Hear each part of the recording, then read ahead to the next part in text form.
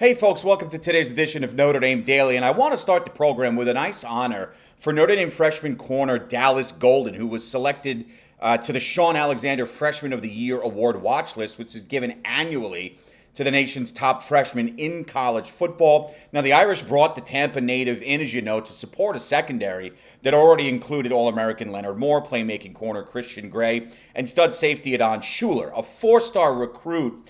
Golden was part of a 25 recruiting class that included fellow D-backs and safeties Jadon Blair, Ethan Long, and Anthony Sacca, along with Brandon Logan, as well as corners and Mark Zachary and Cree Thomas. And as luck would have it, bad news at that. Coming out shortly after the releasing of the Irish depth chart was news that Brandon Logan will miss the season with a left shoulder injury.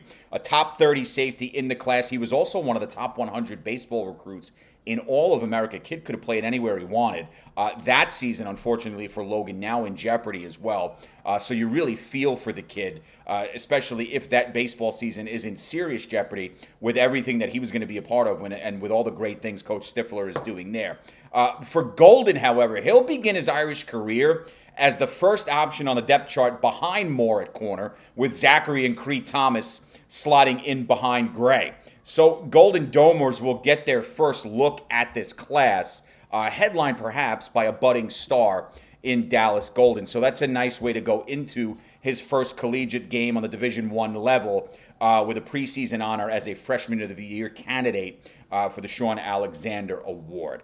Spotlighting today's player, we focus on special teams, and it's punter James Rendell, second-year guy out of Melbourne, Australia. Massive leg. One that saw him punt the ball away 50 times a season ago for the Blue and Gold, an average of over 41 yards per punt with a long of 61. Rendell really served as one of the most consistent punters in the nation a season ago, which was very impressive considering he had never done it here.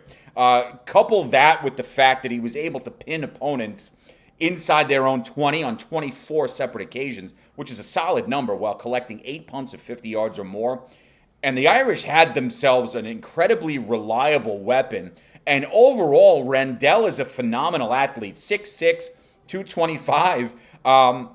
And in recent interviews and whatnot, he's actually been hinting to special teams coach Marty Biaggi that he'd like to add some trickery in there, given the speed he says he possesses. And while he's still awaiting word on whether or not he'll be granted a third season of eligibility for next year's go-around, Rendell's going to be ready to roll no matter what. And when you think about it, having an outstanding athlete as your punter, coupled with your former starting quarterback as the holder on extra points and field goals in Tyler Buckner, the Irish could absolutely showcase some creativity throughout the season in the special teams department. You know you have Love and Price as the primary kick returners here, so you're going to have a lot of speed and your best players on the field. But from a trickery perspective, if you will, having a quarterback, a proven one at that, and Buckner as the holder, and then someone with the athleticism of your punter and Rendell, Coach Biaggi, Coach Freeman could have some fun with this. And you talk about Rendell from a year ago. His first season in the sport, punted in all 16 of Notre Dame games, which included a road opener as Texas A&M. You had college football playoff games in there against Indiana, Georgia, and Penn State, and then in the national title game against Ohio State. So that's a massive resume and tremendous baptism by fire for now the second-year punter. But having the experience between guys like Rendell, a transfer kicker coming in Noah Burnett, and then again that holder in Tyler Buckner, which we shouldn't be that dismissive of. That's going to matter from a creativity perspective. Not many teams have this luxury, and James Rendell is a part of that group that brings just that to Marcus Freeman and the Notre Dame football team. It's a big deal. I think he's poised for a big game. Consensus last year nationally, he was consistently ranked within the top 15, top 20 punters in America, which is a high honor. You talk about flipping field position when you have someone that can pin you inside the 20, 15, 10 and's got a big leg to boot. So even if he's backed up in his own zone, can still get you out of jail and kick it well beyond the 50-yard line. That's a huge asset and a huge weapon to have at your disposal. Freeman and Biaggi know just how to use it. We know Marcus Freeman is no stranger and not shy about going on it for fourth down, but when it makes sense, the metrics aside, conventional wisdom, field position always matters, especially in high-level Division I football games. Having someone like James Rendell can make all the difference. Moving forward, as we continue our schedule preview, want to focus in on Game 9. Home versus Navy, November 8th, 7:30 p.m. Eastern Time kick, NBC. And this is a Navy team that you remember from a year ago, comes off a spectacular 10-3 campaign. So they enter 25-26 with some legitimate expectations. Back is Davey O'Brien and Manning Award watch list member Blake Horvath, who put together a phenomenal 2024-25 season for the Middies. The Irish defense, as stout as it is across the board, knows it will need to be prepared for that famous Navy triple option. And the abilities of Horvath, which, as has been the case with Navy quarterbacks in the past, doesn't just rely on the ground attack. Yes, last season, the midshipman quarterback ran for over 1,200 yards and 17 scores. Those are unbelievable numbers. But he also threw for 1,350 and an additional 13 scores. So you had that duality there, that ability to run and throw, which you don't always get with the Service Academy quarterbacks. Making Navy a tough draw for anyone will also be the fact that their offense, and Notre Dame will see this in November, returned 7 starters in addition to Horvath, including fullback Alex Teza, who racked up over 500 yards on the ground and 8 scores of his own. So the senior returns here to basically shoulder the load outside of Horvath in that Navy backfield. I traditionally, each year, I call this my pain in the ass game. I don't think many people thought Notre Dame would blow their doors off last year in Jersey, 51-14. It was dominant. But when going straight up against this mini squad, the Gold and Blue know that they're going to look to stop a Navy rushing attack that last season, despite the blowout loss to Notre Dame, ranked 6th in the country. When you talk about the other side of the football for the Naval Academy, Notre Dame will see under the lights in November in South Bend.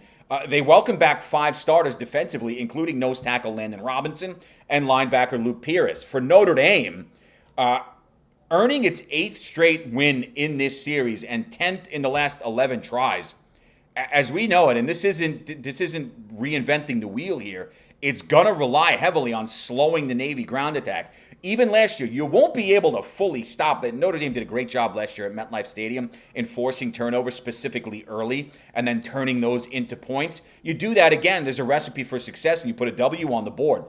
But limiting Horvath's ability both in and out of the pocket, as they did a season ago, is going to be on that table again. If Notre Dame's rolling heading into this one, as good as Navy projects to be, you would think you should be in good shape. You're faster, you're bigger. This is a Notre Dame defense that lines up to be one of the best in America, a Notre Dame offensive line that supports maybe the nation's best rushing attack, a 4-headed monster now when you put Nolan James into the picture. So I think there's always... you feel tense going into the Navy game. Everybody's worried about the triple option. You very rarely see it. It's tough to practice, even as good as your playmakers are. Who can be, your scout team quarterback, who can run that to mirror it the way you might see against the Navy, against an Army who Notre Dame doesn't play this year. It's never easy. It is tricky. It's tedious. The Irish did a great job last year. That blueprint was there from Al Golden into now Chris Ash's defense. It's always fun. It's one of those bittersweet games. You want to hammer them on the football field, but the respect stretches far beyond that for what those servicemen and women do out there at the United States Naval Academy. That stretches far beyond football. A lot of respect and admiration. We always see that at the end of the game and prior to kickoff as well, which is always a special moment when Notre Dame and Navy play. That meeting will be this year, November 8th, 2025. Again, 7:30 p.m. kickoff on the East Coast, NBC anchoring the home coverage for Notre Dame. A week after the Middies come into South Bend, Notre Dame will fly out and they'll head to Pittsburgh, November 15th. The time still to be determined for that game. We're getting into the later season here. The projections, Notre Dame again, a college football playoff contender. But then you have Pitt. This is a Notre Dame team that's beaten Pitt in 4 straight and 7 of the past 8 in the rivalry, which dates back to 1972. Played last in 2023. Irish just lambasting Pitt 58-7.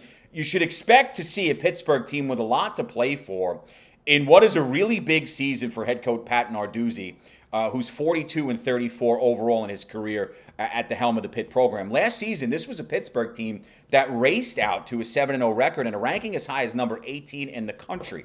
But after they picked up their 7th win of the year against Syracuse, they'd go on to lose their final 6 games of the season. Now, the schedule wasn't easy. You had contests against ranked and college football playoff teams in SMU and Clemson there, as well as a 6 overtime loss to Toledo in the Game Above Sports Bowl. So, great start, horrendous finish.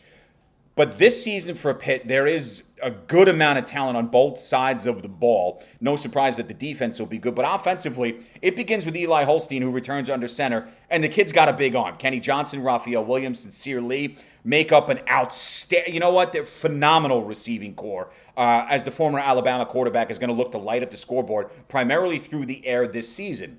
But he may, similar to what CJ Carr has on the outside and behind him, if by chance the Pitt passing game isn't going, you've got Desmond Reed back there, who's a scary threat in both the running and the passing games, and he may very well be the best back Notre Dame sees all season. Portal additions up front on the offensive line. You got returning veterans, and the hope is that for Pitt, those additions with the veterans help the O-line, which was inconsistent last season, especially in the run game. Gave up a good amount of sacks, too, which is never a recipe for success, especially on the back half of the season when the conference schedule starts to load up for Pitt, as it did in the ACC. Look, Pittsburgh defensively, as it generally tends to be with the Panthers, they're going to rely on the pass rush, and it's a damn good one. 4th in tackles for loss a season ago, 6th in sacks. This year's version will be led by Nick James and Sean Fitzsimmons in the middle of that line. But then their pressure off the edge is going to come from Blaine Spears and Jimmy Scott, as good as they come. And then when you parlay that with maybe the best linebacking core in the conference and one of the best in the country, Kyle Lewis is back, who had a team-leading 7 sacks a season ago. He could be a problem for the Notre Dame offensive line. And then the blockers that come out of the backfield, even from the tight end position. Braylon Lovelace, Rasheem Biles, an absolute nightmare duo in the linebacking core. If you didn't get a chance to watch them last year, I would encourage you to go back and find some film or watch a couple of Pitt games early on. It's always good to watch games of the opponents of the team that you root for. You look at Lovelace and Biles. I mean, they're the top tacklers on a very good defense overall, but these guys are absolute behemoths, and they fly to the ball. They fly into the backfield, and they just get after it. They're a nightmare for whoever they play. For Notre Dame in this one, and we'll talk about each game leading up because we don't know exactly what's going to happen. Still 4 days away from the season starting, but sticking to the run game in this one and establishing it early because there could be some fits here against a very good Pitt defense is going to be crucial to success. Conversely, it's the same recipe on the opposite side of the ball. Stopping the run, no easy task. Will be that primary goal there as well. Pitt's got those phenomenal outside threats, and much like we might see in the USC game, watching Notre Dame's secondary lineup with the good receivers from USC, the same deal will be here for Pittsburgh, we would think. And again, for Pittsburgh and Pat Narduzzi, there are massive expectations here. You talk about some guys that Notre Dame's going to see this year who might be on that proverbial hot seat. I think Lincoln Riley's got a longer leash. I mean, they threw the world out in the bag they gave him going into year 4, now year 2 in the Big Ten. But I think Sam Pittman at Arkansas needs to have a solid season. And Narduzzi's another one here that has to have a big season as well. And Notre Dame will see them, and they'll get their best efforts, both Arkansas and Pitt on the road. And then you got Lincoln Riley coming to South Bend in October. So not an easy schedule here, lots to play for. But you would think if you're Pittsburgh going into this season, it's sort of make or break time for Pat Narduzzi, especially with what they did in the first half of last season and how they looked down the stretch the last month and a half going 0-for-6. We will talk much more about this game. We'll continue the player profiles tomorrow.